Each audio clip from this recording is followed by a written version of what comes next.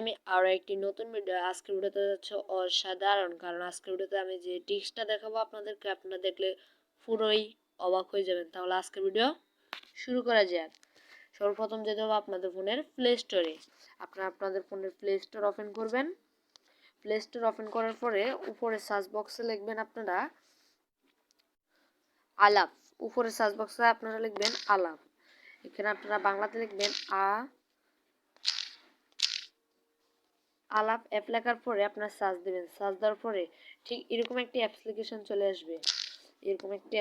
চলে আসবে।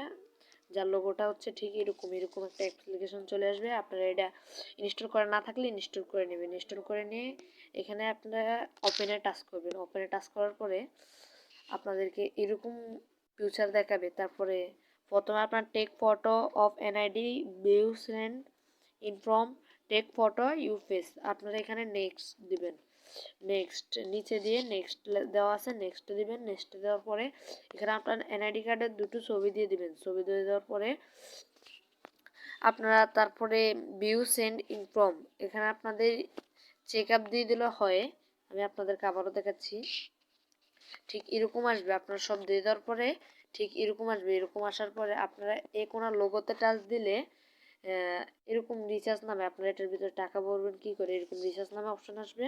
রিচার্জ অপশনে আপনারা টাচ দিবেন। টাচ দেওয়ার পরে এখানে রিচার্জ অপশনে টাচ দিতে হবে। রিচার্জ অপশনে টাচ দিলে এখানে বিকাশ, নগদ, তারপরে অন্যান্য দেখাবে। ওটার উপরে টাচ করে আপনার মোবাইল নাম্বার দিয়ে দিবেন। ওটা দিয়ে দিলে হয়ে যাবে। আমি এখন এনআইডি কার্ড দিয়ে করে নিই, তো তার জন্য হচ্ছে না।